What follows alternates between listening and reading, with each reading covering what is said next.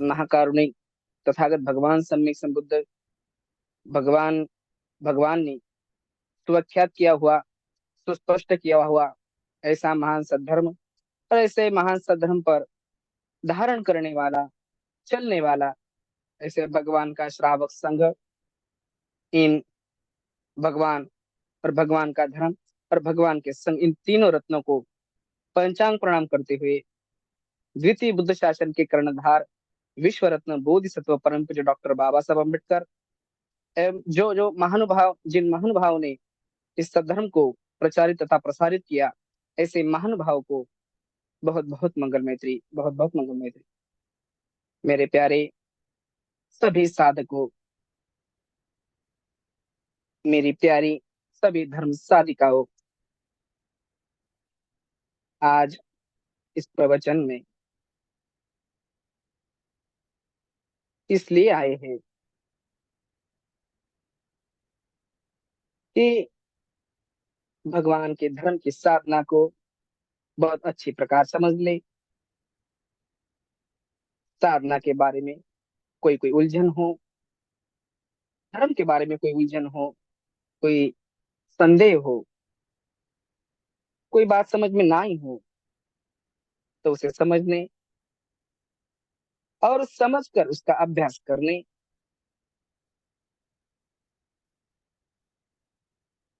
धर्म सुनना और 38 मंगल में से ये मंगल है। कालेन धम्म सवनं एतं मंगलम उत्तम। उचित समय पर धम्म का श्रवण करना उत्तम मंगल है। धम्म सुना और कोई बात समझ में ना आई और संकोच के मारे पूछ भी नहीं पाए, तो गुत्थी सुलझी नहीं, संदेह बना रहा, तो काम कैसे करेंगे, धर्म का काम कैसे करेंगे, उसकी प्रैक्टिस कैसे करेंगे। तो इसीलिए उत्तम मंगल में एक उत्तम मंगल ये भी बताया, कालेन धम्म साकच्चा एतम मंगल उत्तम। समय समय पर, उचित समय पर धर्म संबंधी प्रश्न, अपनी शंकाओं का निवारण कर लेना, ये भी उत्तम मंगल है। धर्म सुनना मंगल है, उसे समझना मंगल है। ना समझे तो समाधान करा लेना प्रश्न पूछ करके, उत्तम मंगल है। लेकिन गाड़ी यही रुक जाए तो उत्तम मंगल भी नहीं रहता। जिसे समझा है, सुना है, जिसके बारे में अब शंका ही नहीं रही, और फिर भी धारण न करे, और धारण न करे,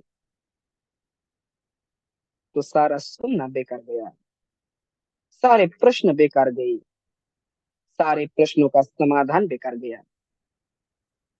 इसलिए साधना करने वाले, धर्म में धारण होने वाले बार बार ये बात समझते रहना चाहिए कि जब तक साधना का, धर्म का अभ्यास ना करे, नहीं करे, तब तक, जब तक जिसका अभ्यास नहीं करेंगे, तब तक लाभ मिलने वाला नहीं है, जीवन में सुधार आने वाला नहीं है।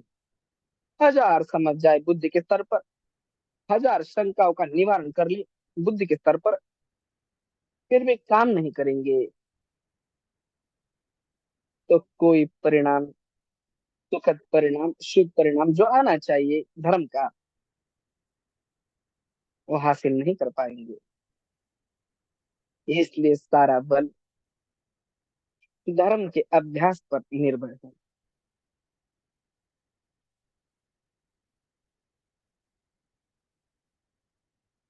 भाषा के शब्द अलग अलग प्रदेशों में पहुंचते पहुंचते अपना अलग अलग तर्क अपना लेते हैं। ऐसा भाषा विज्ञान का अपना एक नियम है कि जो बार बार अभ्यास, अभ्यास शब्द कहते हैं, यहाँ के एक प्रदेश में अभ्यास कहते हैं पुस्तक पढ़ने को, और यही हमारे यहाँ बच्चा अभ्यास कर रहा है। बच्चा विद्यार्थी अभी अभ्यास कर रहा है, पुस्तकें पढ़ रहा है, उसे परीक्षा देनी है। अभ्यास के मूल अर्थ का इससे कोई लेन देन नहीं, गलत बात हो गई, शब्द का दुरुपयोग हो गया। अभ्यास के माने अनुभव कर रहा है, प्रैक्टिस कर रहा है, किताबें पढ़ के याद कर रहा है, उसका अभ्यास से लेन देन नहीं होगा। तो उसी अर्थ में समझे अभ्यास शब्द को, कि सच्चाई अनुभूति पर उतर रही है कि नहीं। जैसे सुनने का काम है, देखने का काम है, हमारे बिगड़े हुए स्वभाव को पलटना है, हमारे मानस के बिगड़े हुए स्वभाव को पलटना। कोई व्यक्ति केवल यही सोचता रहे कि बिगड़े हुए स्वभाव को ऐसे पलटना चाहिए, वैसे पलटना चाहिए, वैसे पलटना चाहिए, और जब कभी उससे पूछेंगे कैसे पलटना चाहिए तो जवाब ही नहीं देगा। ऐसे पलटना चाहिए, ऐसे पलटना चाहिए, 100 में 100 मार्क मिल जाएगी। उसने पलटने का काम नहीं किया। काम नहीं किया तो अभ्यास नहीं किया, उसे अभ्यास नहीं मालूम। पुस्तकें पढ़ के रट करके उसी बात को समझ लेना और तैयार कर लेना, उसे अभ्यास नहीं करना चाहिए। कोई कहता भी है तो कहता रहे, पर ये समझे कि अभ्यास सही मायने में हुआ है, जो हमारी अनुभूति पर उतरे। अपने यहाँ संतों की वाणी में कोई शब्द का बार बार प्रयोग हुआ है, करत करत, यह अभ्यास के जड़ मत होई सुजान। करत करत, यह अभ्यास के जड़ मत होई सुजात। बार बार अभ्यास करते करते मूर्ख से मूर्ख व्यक्ति भी, जड़ बुद्धि व्यक्ति भी समझदार हो जाता है। अनुभव कर रहा है, बार बार अनुभव करता है, गलत काम नहीं करता, अब सही काम करने लगता है।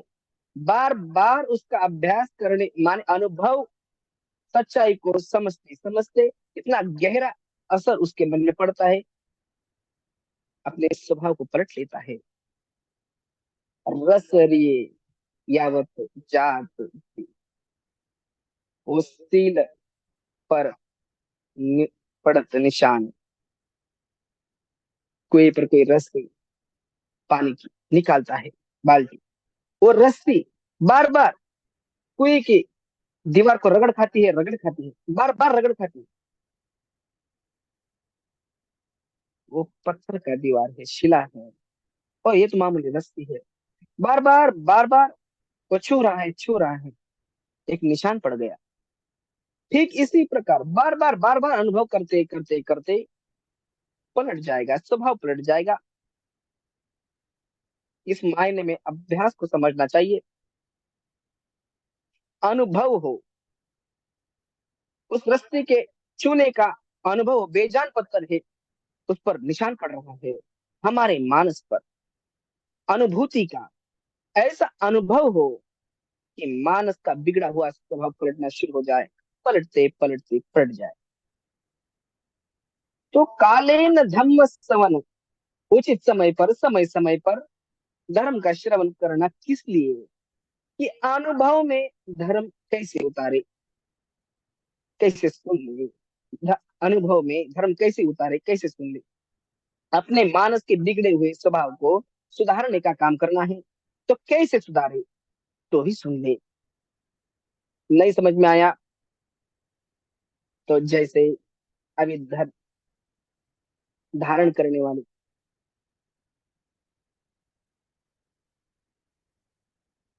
धम्म साधक, जो कोई भी प्रश्न पूछता है, यहाँ पर पूछते हैं बहुत से धर्म साधक है, बहुत से धर्म लोग हैं जो पूछते हैं प्रश्न, हम बड़े खुश होते हैं। प्रश्न करने चाहिए, किस लिए, जिज्ञासु भाव से।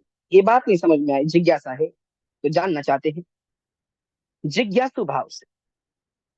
और साधक है तो लक्ष्य सामने है, क्या साधना करनी है। जिज्ञासा किस बात की, ये सूरज पूरब से क्यों उगता है, तो ये समझ भी लेंगे तो हमारा कोई कल्याण होने वाला नहीं है। तो पर्वत क्यों हिला, पेड़ क्यों हिला, इसकी जिज्ञासा करने की कोई आवश्यकता नहीं, इससे कोई मंगल होने वाला नहीं। लक्ष्य क्या है? तो साधक मुमुक्ष भिक्षु होता है, लक्ष्य मुक्ति है। तो जो जो प्रश्न होंगे वो हमारे मन के विकारों से कैसे मुक्त हो, इसको लक्ष्य रख करके, इसको मद्देनजर रख करके प्रश्न करेंगे, कल्याणकारी प्रश्न होंगे।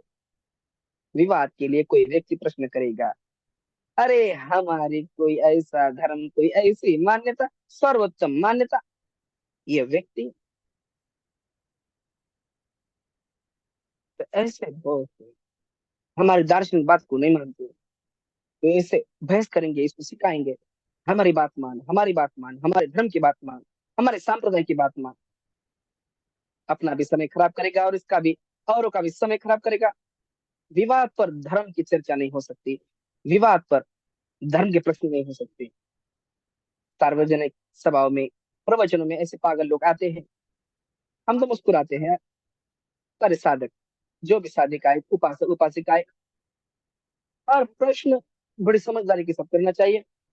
धर्म के बारे में कुछ समझ में ना आया तो उसका खुलासा करना है, उसका स्पष्टीकरण करना है, तो उसके लिए हम प्रश्न करते हैं, समाधान चाहते हैं, जीवन जीने के लिए समाधान चाहते हैं, जीवन धर्म में डालने के लिए समाधान चाहते हैं। जो जो भी सुन रहे हैं सभी साधक उपासक उपासिकाएं, जो जो धर्म धारण कर रहे हैं, जो बार बार प्रवचन सुने तो होंगे, वही बात बार बार दोहराएंगे, सभी भिक्षु लोग वही दोहराते हैं। धर्म ही दोहराएंगे, सभी लोग वही बताएंगे, वही प्रवचन करेंगे। तो प्रवचन में कभी ना समझ में आया हो तो उसके बारे में घटना करके उसका शंका का समाधान कर लेना अच्छी बात है, उसके मंगल की बात है। लक्ष्य यही होना चाहिए। मैं भिक्षु हूँ, मैं मुमुक्षु हूँ, उपासक हूँ, मैं साधक हूँ, मुझे मेरी मुक्ति साधनी है, अपने भले के लिए, दुखों से मुक्त होना। जब तक गुलाम रहूंगा तब तक मैं दुखिया रहा, मेरे भीतर विकार जाग रहे, ये सच्चाई हम स्वीकार करते हैं। और इन विकारों से छुटकारा कैसे पाए? विपश्यना यही छुटकारा कराती है। विपश्यना, विकारों से छुटकारा कैसे पाए, किस प्रकार पाया जाता है? जिस प्रकार पाया जाता है वो तरीका समझ में ना आया हो तो उसे समझने की कोशिश करे, उसमें क्या दोष की बात? बात विपश्यना की बहुत सरल है, बहुत सरल है, फिर भी समझ क्यों नहीं आती? अभी तो बहुत से साधक, विपक्षी साधक होके बड़े डूबे डूबे रहते हैं। ये आदमी कोठरी में रहता हो, आंख खोले तो भी दिखाई ना देता हो, अंधेरे में अंधेरे है, कोठरी खोले बाहर निकले तो प्रकाश दिखे। तो उसको ट्रेनिंग देने की जरूरत नहीं है, देख अब तू देख सकता है ना, अरे बाहर निकलना है, आंख है और रोशनी है, सामने का सभी दृश्य दिखाई देगा, उसके लिए ट्रेनिंग क्या होगी? जो हम अंधकार में बैठे हैं, आंख खुले तो भी कुछ नहीं दिखाई देता, तो बाहर रोशनी में आए तो बात सारी समझ में आने लगेगी।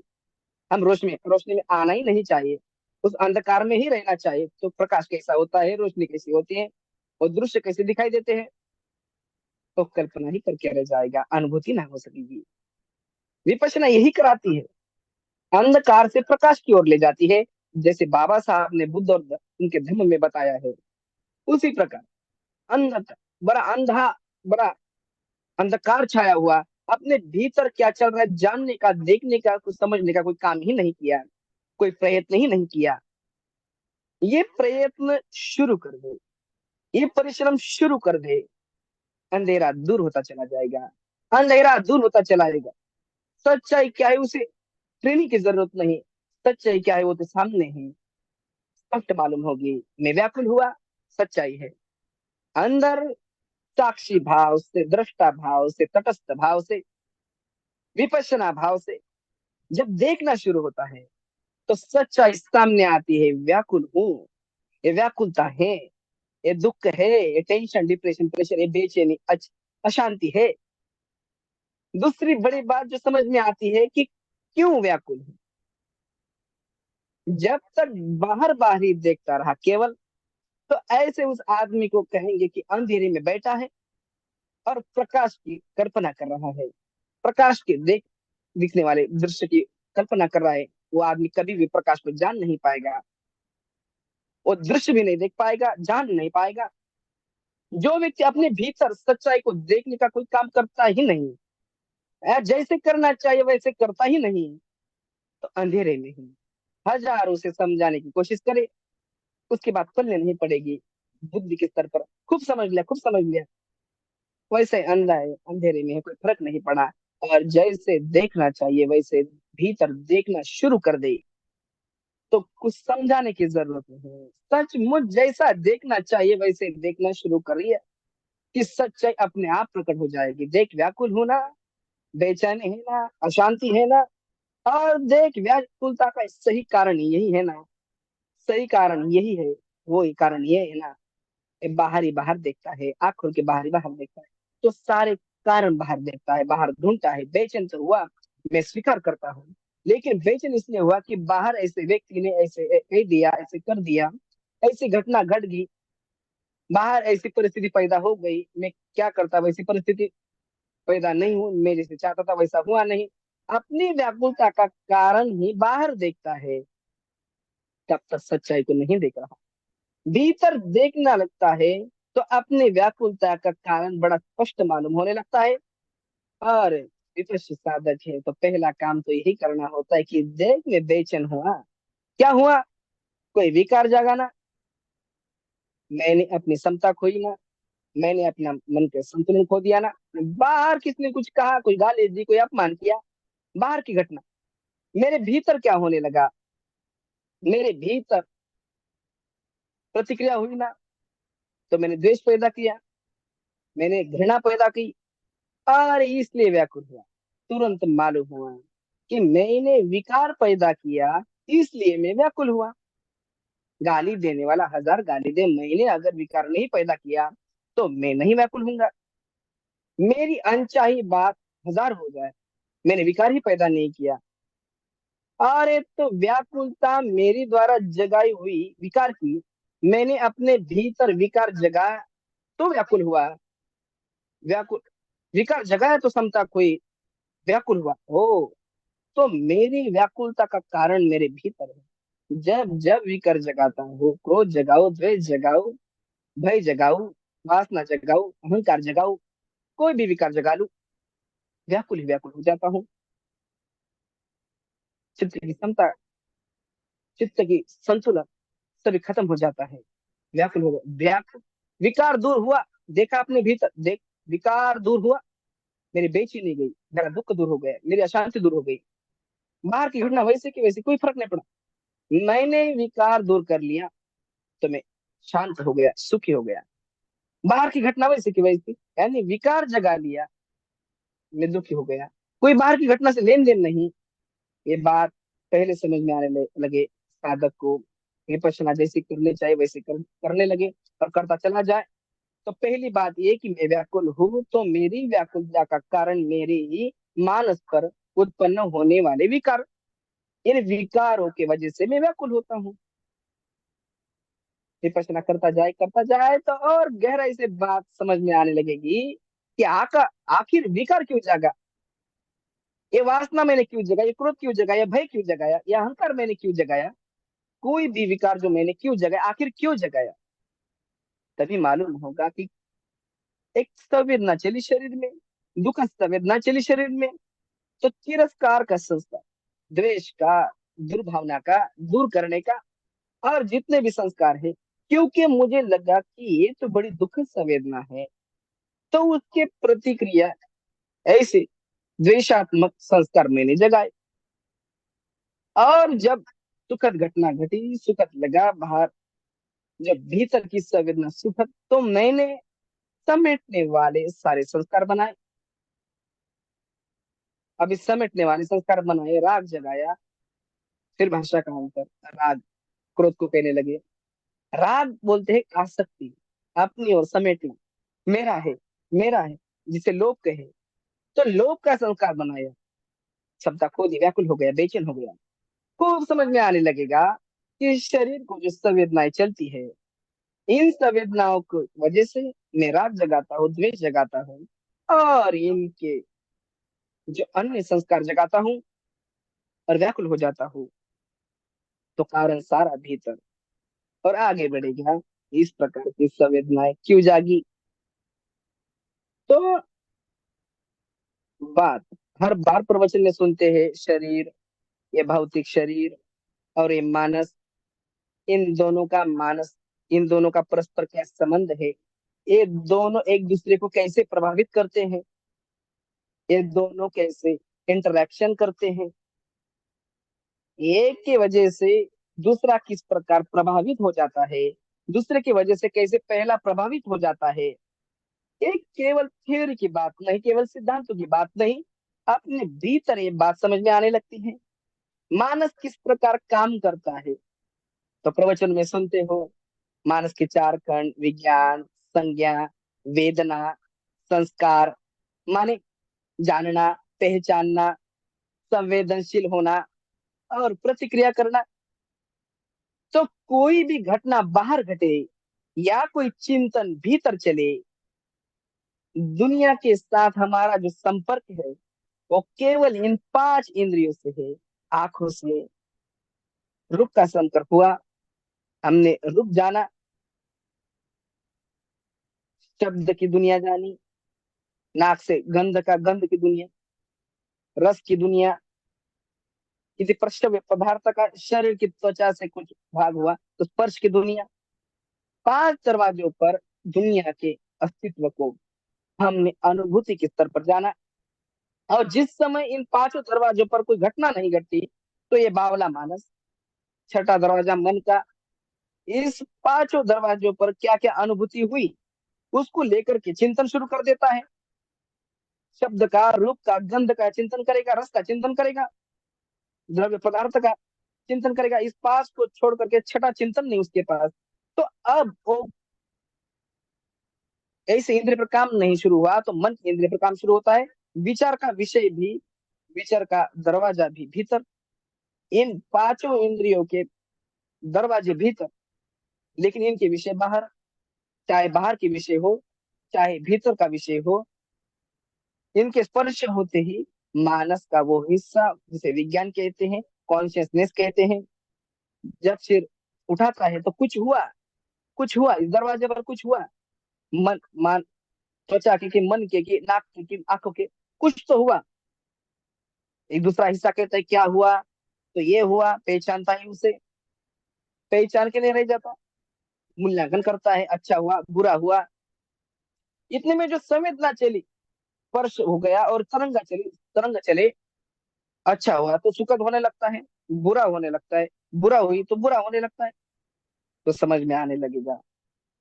शब्द आए कान में, कान भी भौतिक पदार्थ, जो शब्द आया वो भी भौतिक पदार्थ, और उसका मन से संपर्क हो गया, क्योंकि कान नहीं जानता शब्द आया है। शब्द आया वो भी नहीं जानता कि मैं कान से टकराया हूँ। मानस का वो हिस्सा जिसे विज्ञान कहते हैं, कॉन्शियसनेस कहते हैं, उसने जाना। तो माइंड ने अपना पास्ट प्ले करना शुरू कर दिया। घटना घटी, भौतिक पदार्थ का भौतिक पदार्थ से स्पर्श हुआ, आंख का रूप से स्पर्श हुआ, भौतिक पदार्थ का भौतिक पदार्थ से स्पर्श हुआ, नाक का गंध से, जीभ का रस से, कान का शब्द से, त्वचा का किसी प्रसव पदार्थ से, भौतिक पदार्थ का भौतिक पदार्थ के साथ टकराव हुआ, और मानस ने अपना काम करना शुरू किया। इन दोनों का इंटरेक्शन ऐसे होता है, बड़े ध्यान से देखना ये कैसे इंटरेक्शन होता है।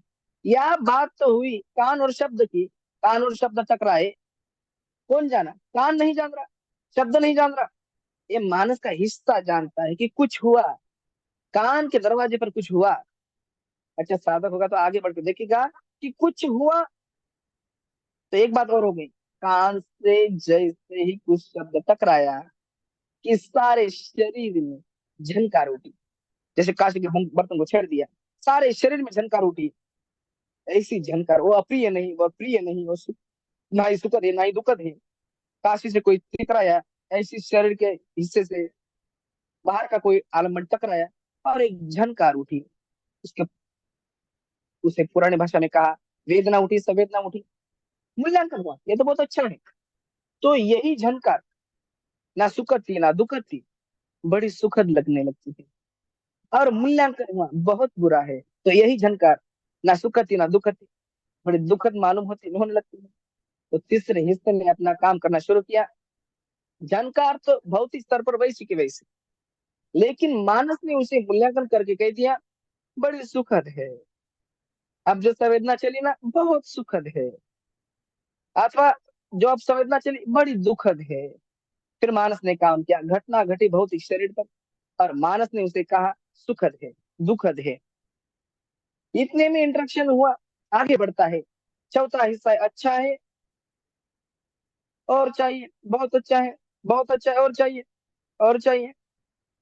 और जब संवेदना बड़ी दुखद है तो नहीं चाहिए और नहीं चाहिए, दूर हो ये, दूर हो, दूर हो ये, मुझे नहीं चाहिए। मानस का चौथा हिस्सा काम करना शुरू कर दिया। ये मानस के चार हिस्से इस प्रकार से शरीर के साथ जुड़ गए। शरीर के तरंगे, मानस की तरंगे इस एक दूसरे को प्रभावित करते हो, सारा प्रपंच अपने भीतर ही भीतर चले जा रहा है। इसको हजार कोई आदमी बुद्धि से समझ ले, ऐसे दो चार प्रवचन सुन के अब मैं सब समझ गया शरीर का और मानस का क्या संबंध है, और किस तरह से प्रतिक्रिया होती है, और किस तरह हम विकार बनाते हैं और कैसे नष्ट करते हैं। मैं खूब समझ गया। कुछ समझा नहीं, अनुभव नहीं हुआ ना, वो तो पुस्तक पढ़ने वाली बात हुई।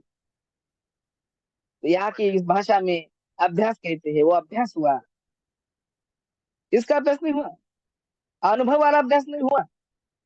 अनुभव वाला अभ्यास होने लगेगा तो देखना कि संवेदना और कैसे दुखद बन गई, कैसे सुखद बन गई, और बनते कैसे होश पर नहीं जागा कि अनित्य है, कि ये जागा कि मुझे चाहिए या मुझे चाहिए, राग पैदा किया, द्वेष पैदा किया।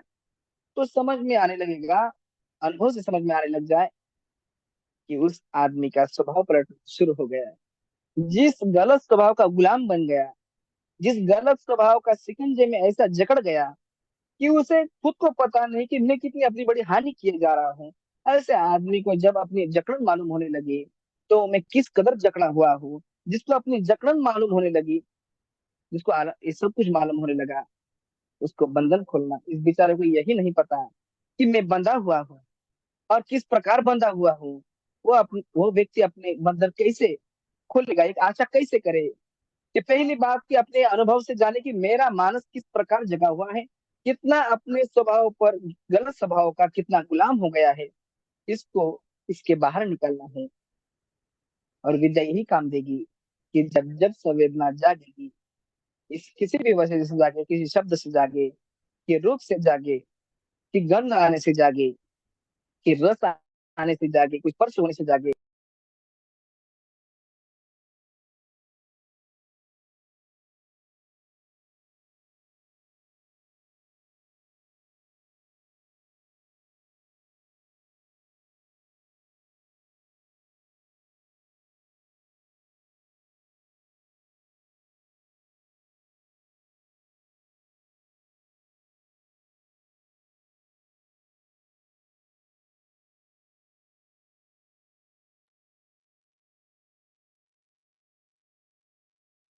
किसी कारण से भी जागे, जागी और देख अच्छी लगने लगी, अच्छी लगने लगी, इसका मतलब यही है कि मानस के उस हिस्से ने मूल्यांकन करता है उसे।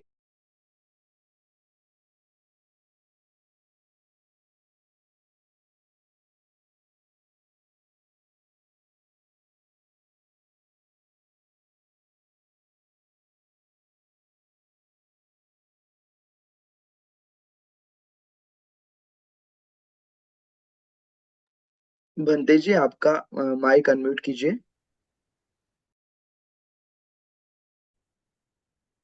तो मानस के उस हिस्से ने कह दिया बहुत बुरा है। अरे क्या अच्छा है, क्या बुरा है, होश आवे तो तरंग तरंग है भाई, संवेदना संवेदना है, उत्पन्न होना नष्ट हो जाना, उत्पन्न होना नष्ट हो जाना, इसका सहज स्वभाव है। उसमें क्या अच्छा माने, उसमें क्या बुरा माने। सारा संसार तरंग है, तरंग तरंग है, तरंग। उत्पन्न होना नष्ट होना, उत्पन्न होना नष्ट होना, कोई तरंग बड़ी ऊंची होती है, नष्ट होती है, के साथ होती है, बड़ी कम स्पीड के साथ होती है। स्वभाव तो यही है, क्या अच्छा माने, क्या बुरा माने।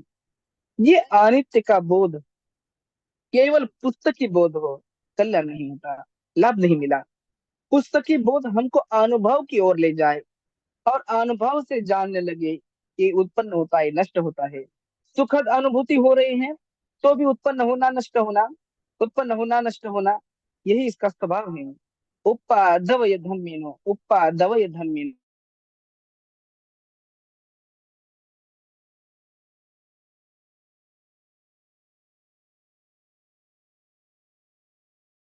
आलस का स्वप्न बना लिया, प्रतिक्रिया करने लगे। सुखद लगा तो राग पैदा किया, दुखद लगा तो द्वेष की प्रतिक्रिया करने लगे। ये स्वभाव बदला जाता है, क्योंकि ये हमने अपने मूल स्वभाव को, एक गलत स्वभाव को पैदा कर लिया। और उससे हम अपने मूल स्वभाव की ओर जाने के लिए हमको इस गलत स्वभाव के से बाहर निकलना है। बाहर निकलने से जैसे संवेदना अनुभव हुई, वैसे पहली बात ये जागी कि क्या सुखद और क्या दुखद, अनित्य है ना, देख अनित्य है ना। यूं जब वो अनित्य की साथ संवेदना को जानना शुरू कर देता है तो राग जागेगा, तो बड़ा धीरा धीरा जागेगा, बड़ी लकीर वाला नहीं। और होते होते हुए अच्छा लगा तो क्या हुआ, अनित्य है। बुरा लगा तो द्वेष जागेगा भी, बड़ा धीरा धीरा जागेगा, ऐसा प्रभाव नहीं पड़ेगा। पत्र की लकीर जैसा प्रभाव नहीं पड़ेगा, धीरे धीरे चला भी जाएगा। और कितना भी दुखद क्यों ना हो, ये तो अनित्य ही, कितना ही दुखद क्यों ना हो जागेगा। बजाय रात जागने के, द्वेष जागने के, होश जागना शुरू हो जाएगा। और होश जागना शुरू हो गया तो ज्ञान जगना शुरू हो गया। कहे उसे बोधि जागनी शुरू हो गई, बस ज्ञान हो गया। बस बोधि जागनी क्यों शुरू हो गई? क्योंकि हमने दर्शन किया, अपने अनुभूति पर, सच्चाई पर जानकर। पुरानी भाषा में दर्शन कहते थे, सम्यक दर्शन कहते थे। धीरे धीरे शब्द बदलते चले गए, इतना बिगड़ा ये शब्द। इसी फिलोसफी को दर्शन कहने लगे, आत्मा मानने लगे। वह आत्मा को मानने वाला वो सम्यक दर्शन है, आत्मा नहीं मानने वाला, वो आत्मा नहीं मानता, वो सम्यक दर्शन है। परमात्मा को मानने वाला कहता है परमात्मा का जो मानता है वो सम्यक दर्शन है। जो नहीं मानता, वो नहीं मानने वाला कहता है कि वो सम्यक दर्शन है। आत्मा मानने वाला कहेगा कि वही सम्यक दर्शन है। आत्मा परमात्मा एक ही है, यही सम्यक दर्शन है, ऐसा मानेगा। सारे देश में ये बावलापन आ गया। अनुभूति पर तो सच्चाई उतर रही है, उस पर बिना किसी लेप के यथाभूत जैसी है वैसी है, जैसी है वैसी है। इस अनुभव से जान ले तो दर्शन सम्यक दर्शन हुआ। ऐसा जब जान लेते हैं तो ज्ञान सम्यक ज्ञान होता है। अन्यथा जो पुस्तकों का ज्ञान होता है, प्रवचनों का ज्ञान होता है, परंपराओं का ज्ञान होता है, अपने माथे पर जो लेप लगे है उसका ज्ञान होता है, वो सत्य ज्ञान नहीं होता, सच्चाई का ज्ञान नहीं होता, वो सम्यक ज्ञान नहीं है। और जो सम्यक दर्शन होगा, सब कुछ अपने अनुभूति से जानेगा, वो दर्शन सम्यक हुआ। जितना जितना जानेगा उतना उतना सम्यक हुआ। ऐसे अपने अनुभूति के आधार पर जो ज्ञान जागा, वही, जितना जितना ज्ञान जागा उतना उतना सम्यक होता चला जाएगा। उतने उतने सहज भाव से गांठें खुलती चली जाएगी। क्योंकि जब इस तरह की बोध, इस तरह के ज्ञान, सच्चाई जागती है, अनुभव पर जागती है, तो आदमी प्रतिक्रिया करके नया कर्म बांधने वाला, कर्म छोड़ता है। अब तो आदत बन गई। ऐसा अंधापन सिर पर सवार हो गया। जब भी अनचाही कोई कोई मनचाही अनुभूति पैदा करो, राग पैदा करो, ऐसा स्वभाव हो गया। उस स्वभाव की जकड़न तोड़ने के लिए, उस स्वभाव के कारावास को तोड़ने के लिए, उस जेल को तोड़ने के लिए हम उस अवस्था पर जाकर पहुंचे कि समझे कि देख कितना भी सुखद अनुभव है ना, कितना भी दुखद क्यों ना हो, वो अनित्य है ना। वो नया कर्म नहीं बांधेगा। तब कम सहस्त्र भिक्खुनो, जिस समय साधक सारे कर्मों का त्याग कर देता है, नया काम नहीं करेंगे, नया कर्म नहीं करेंगे, माने नए सिरे से कोई भी प्रतिक्रिया का काम नहीं करेंगे, तो धुन मानस संवेक तंग्रतम, कि जितना भी पुराना मैल इकट्ठा किया हुआ है उससे धुलता है, इतना धुलता है कि सारा कचरा निकल जाता है, सारी गांठें तार तार हो जाता है, सारी गांठें खुल जाती है। यही कराती है। धुन मानस को धुन धुन करके उसको साफ कर देता है। क्यों कर देता है? कि नयापन आना बंद कर दिया, बस नया कर्म बनाना बंद कर दिया। यही प्रयत्न है, नया नहीं बनने दे। हमें पता ही नहीं लगे संवेदना कहाँ जागी। हम कैसे पता लगेगी संवेदना कैसे जगेगी? जब संवेदना है वो सुखद लगती है तो राग का बंधक बनता है। संवेदना है और दुखद लगती है, द्वेष का बंधक बनता है। यहाँ तक हमारी पहुंच ही नहीं है। तो हम कैसे राग के स्वभाव को पलटेंगे, कैसे द्वेष के स्वभाव को पलटेंगे? इतनी सीधी सरल बात उलझा ले इन दार्शनिक मान्यताओं में, इन चक्रों में, इन चक्र जकड़न में, अपनी परंपराओं की जकड़न में। उसे हम जकड़ा ले, उलझा ले। तो धर्म उलझाने के लिए नहीं, धर्म सुलझाने के लिए होता है। जो लोग उलझे हुए हैं वो कैसे सुलझ जाए? कोई बंधा है अपनी मान्यता से। मेरी तो ये मान्यता, हमारे पुरखों की ये मान्यता, हमारी परंपरा की ये मान्यता। विपक्षी कहेगा मान भाई, मानता है मानता रहे। ये तो देख, कोई संवेदना हुई ना? ये तो देख कि होश नहीं होता। तो सुख लगने पर राग करने लगता है, दुख करने पर द्वेष करने लगता है। देखा, उसे पलटना है ना। बस मान या ना मान, बड़े निकम्मी बात। मानने या न मानने से क्या फर्क पड़ता है?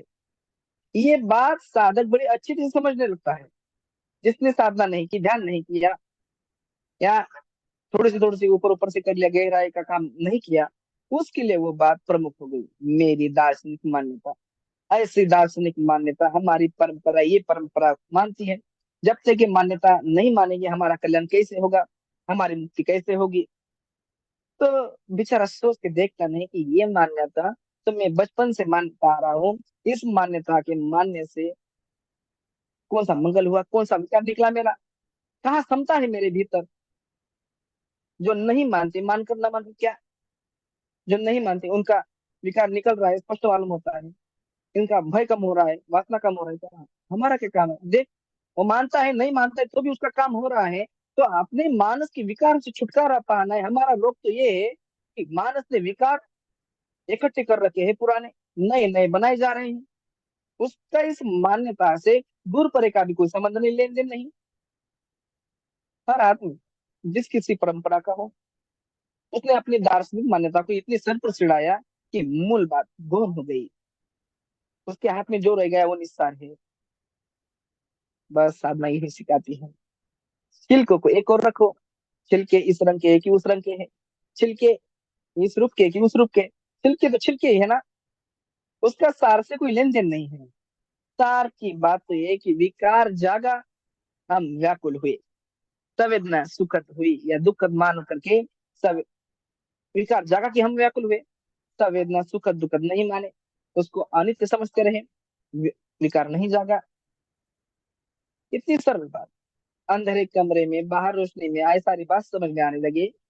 अंधेरे कमरे में ही बैठा रहे और रोशनी की कल्पना करे, विपश्यना की कल्पना करे, ध्यान की विपश कल्पना करे, धर्म की कल्पना करे। तो धर्म क्या करेगा? धर्म तो एक सिग्नल है, एक चेतावनी है। उस चेतावनी का हम लाभ ना उठाए तो साधना क्या करेगी, धर्म क्या करेगा?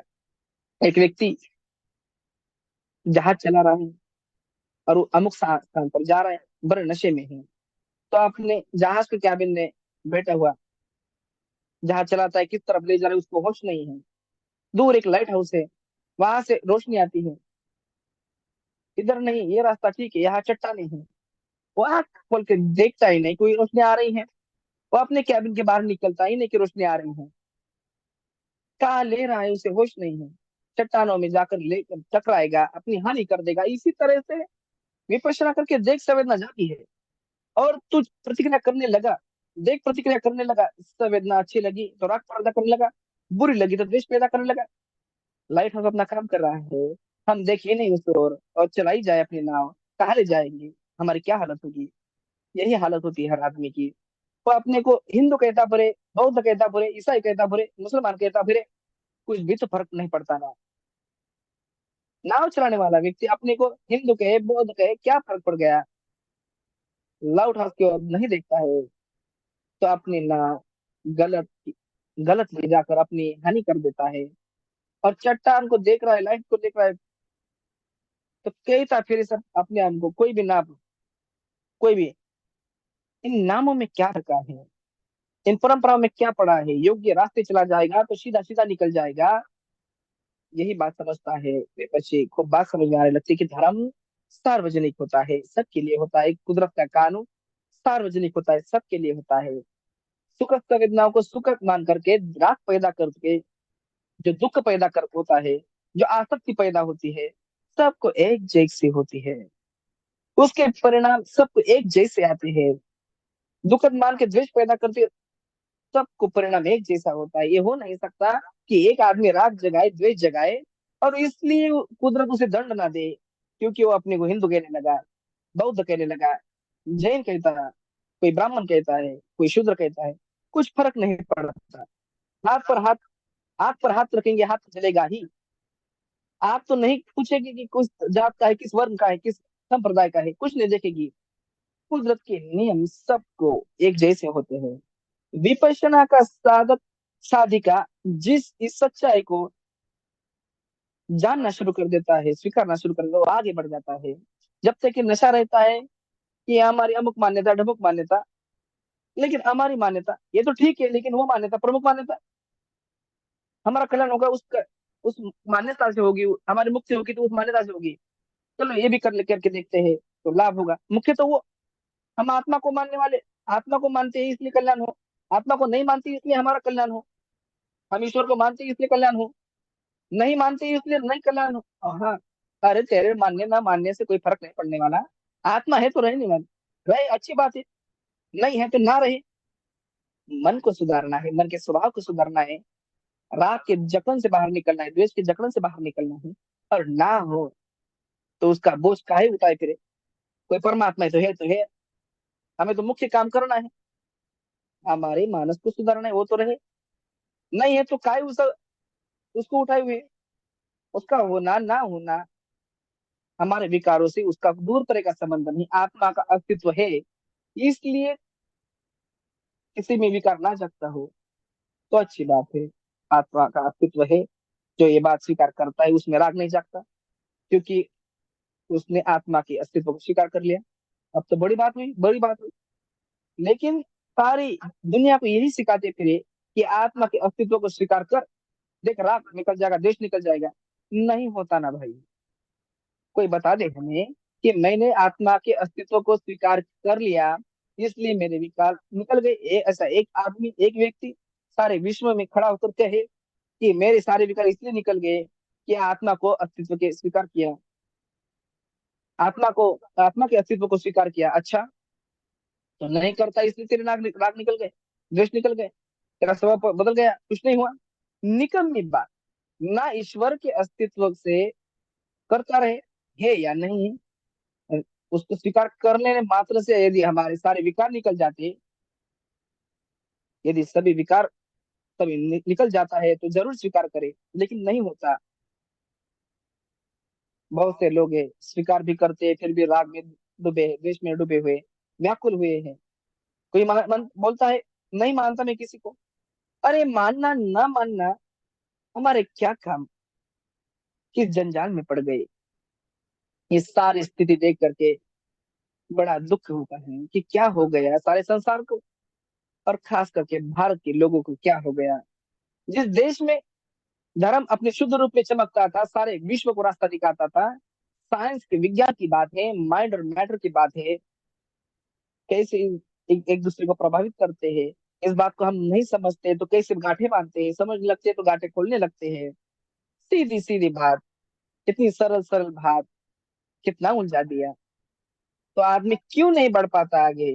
क्योंकि इन मान्यताओं का जंजाल इतने गहरा उसको पड़ा है, अपनी अपनी सांप्रदाय की जकड़न में कड़ी है, किसी भी सही बात को देखना नहीं चाहता और अंधेरे में ही अपना जीवन बिता देता है। उस अंधेरी कोठरी से बाहर आए तो साफ समझ में आने लगेगा। सांप्रदायिक मान्यता होगी भाई, जो मान्यता चली उस समय बड़ी ठीक चली होगी, आज न जाने उसका क्या स्वरूप हो गया। उस मान्यता को एक और रखेंगे, उसको निंदा नहीं, झगड़ा नहीं, तो एक और रहे। हमें तो यथाभूत जैसा है वैसा सत्य का दर्शन करते हुए आगे बढ़ना है। वो आदमी धर्म में बहुत आगे बढ़ता है।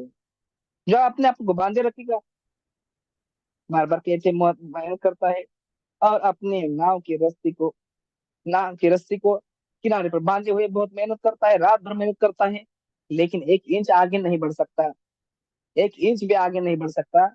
तो हमारी मान्यता, ये हमारी परंपरा, ये हमारा संप्रदाय बंधा हुआ है ना, किनारे से बंधा हुआ है ना। तो विपंचना तो सारे बंधन तोड़ करके आगे लेकर जाएगी, उस पार लेकर जाएगी, निंदा करके नहीं, झगड़ा करके नहीं। आत्मा मानने वाला कितना मूर्ख, न मानने वाला कितना मूर्ख, ये धर्म की बात नहीं, ये पागलों का काम। सांप्रदायिक झगड़ा करना संप्रदाय सिखाता है, ये धर्म को कुछ पता नहीं। धर्म को जिसको पता होगा वो झगड़ा नहीं करेगा, लेकिन अपने आप को मुक्त करेगा मान्यता मान्यताओं से, जैसे भी अच्छी। ठीक है, विश्व का कोई एक नियम है, उस नियम को समझना है और उसको अपने अनुभव से अपने भीतर समझना है, ताकि अपने गंदे स्वभाव से, गलत स्वभाव से, बांधने वाले स्वभाव से, अपने स्वभाव से पलटते। भले हिंदू कहते फिरे, बौद्ध कहते फिरे, जैन करते फिरे, सिख कहते फिरे, ये होश आ जाए कि विकार जागेगा तो मैं व्याकुल होगा ही। विकार निकल जाएगा तो दुखों से मुक्ति हो जाएगी। इतनी सी बात समझ में आ जाए तो बहुत काम करेगा। काम करेगा तो लाभ होगा। ये बात बात दोहराते हैं, काम नहीं करोगे। 10 दिन का सिगरेट भी ले आए, प्रवचन बहुत अच्छे लगे,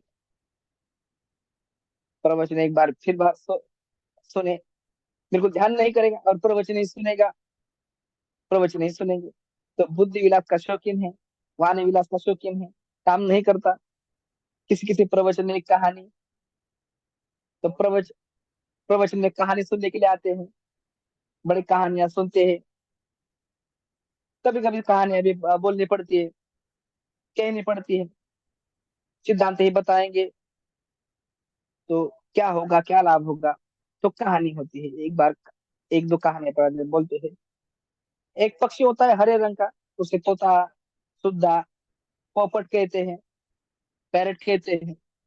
उसका एक छोटा सा बच्चा उड़ते उड़ते उड़ते उड़ते, उसके पीछे एक कोई गिद्ध उसको झपटता है, तो घबरा के गिर पड़ता है।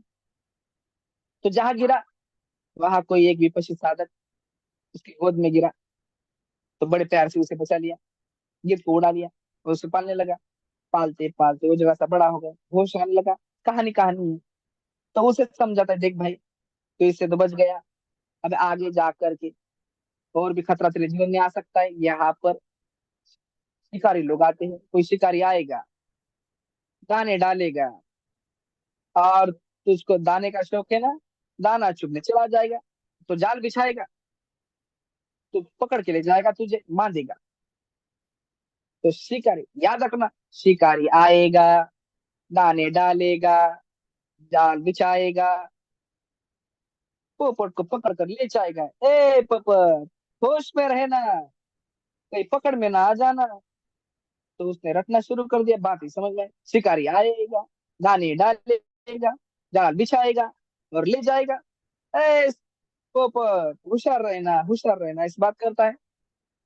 और सचमुच एक दिन शिकारी आया, दाने डाले, सुग्गा या फिर पोपट, पैरट जाल में आ गया, और शिकारी उस पक्षी को लेकर जा रहा है।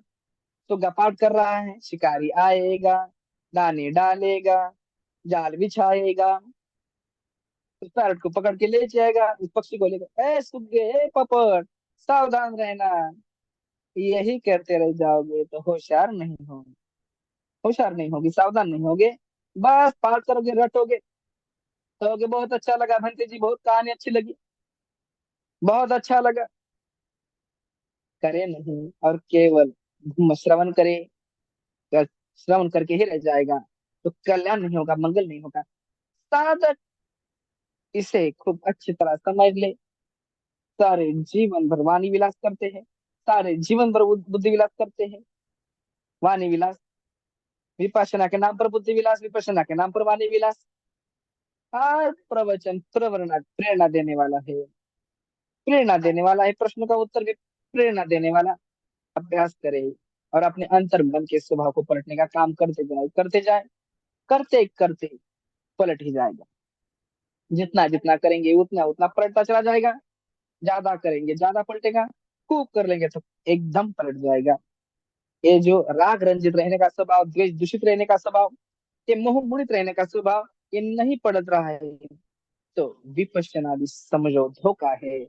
विपश्यना भी कर्म कांड हो जाएगा, केवल बुद्धि विलास हो जाएगी, वाणी विलास हो जाएगी। ऐसा नहीं करना कभी। काम करना है, ध्यान करना है। और इसलिए शिविरों में शिविरों में जाते हैं, प्रवचन सुनते हैं, ध्यान भी करते हैं। तो काम करना है, सुबह शाम काम करना है। जीवन में इतने उतार चढ़ाव आएंगे। अभी आप तो गृहस्थ हो, पत्नी को लेकर के, माँ को लेकर के, बाप को लेकर के, बेटे को लेकर के, बेटी को लेकर के, भाई को लेकर के, मित्रों को लेकर के, न जाने कितने प्रसंग, कितनी परिस्थितियां आएंगी। सामान्य व्यक्ति को उलझा देती है, समता नष्ट कर देती है, सामान्य व्यक्ति को राग द्वेष में डुबो देती है। तो साधक यही देखता रहेगा कि देख ऐसी परिस्थिति आई तो मैंने राग जगाया ना, ऐसी परिस्थितियां मैंने द्वेष जगाया ना, और क्यों ये संवेदना से जगाया ना।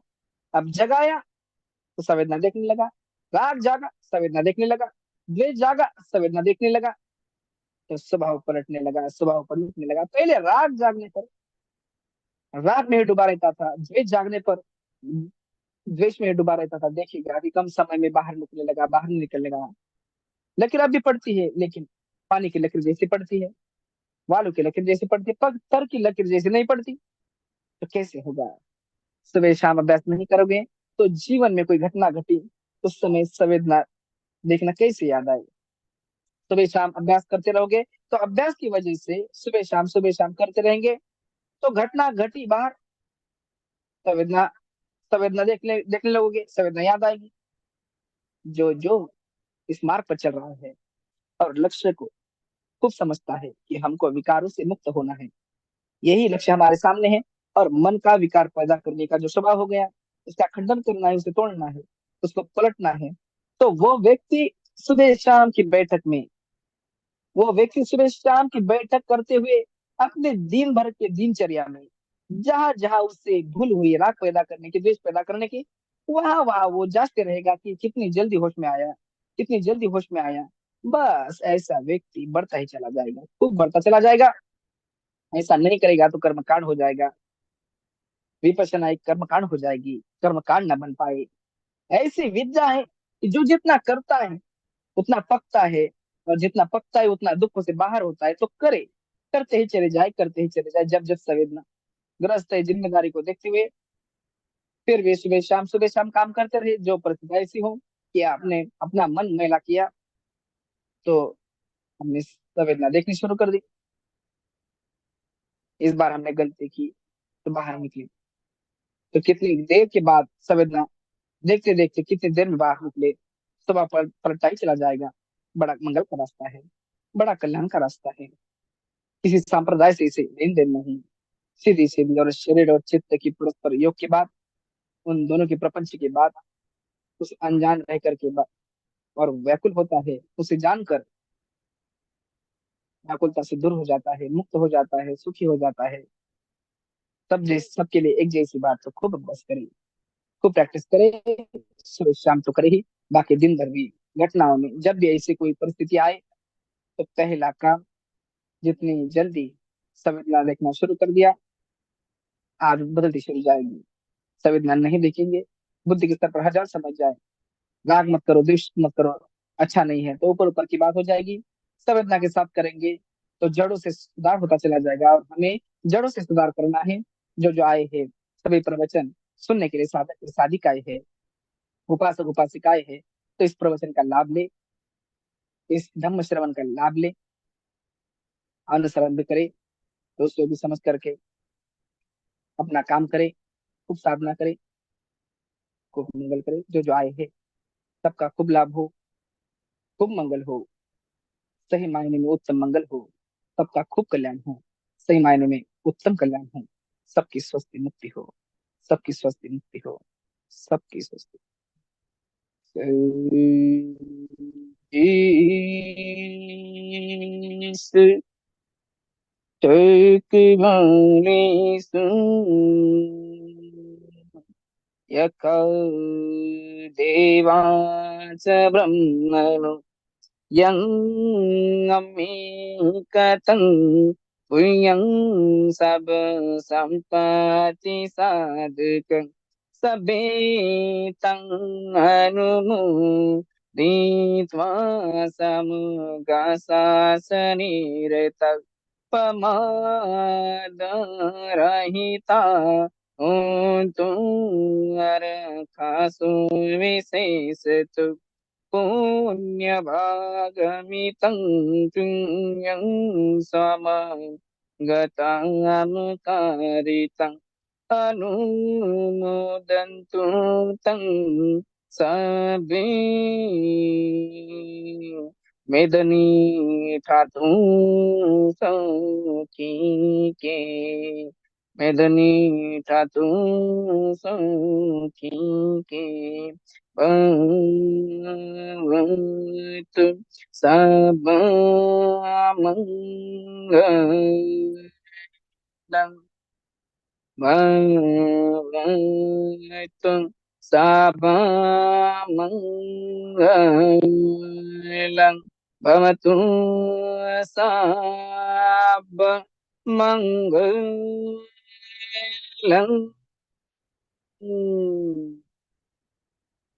सुखी न दुख निरुगा खूब कल्याण हो खूब मंगल हो सुखी हो सुखी हो साधु साधु साधु साधु साधु साधु।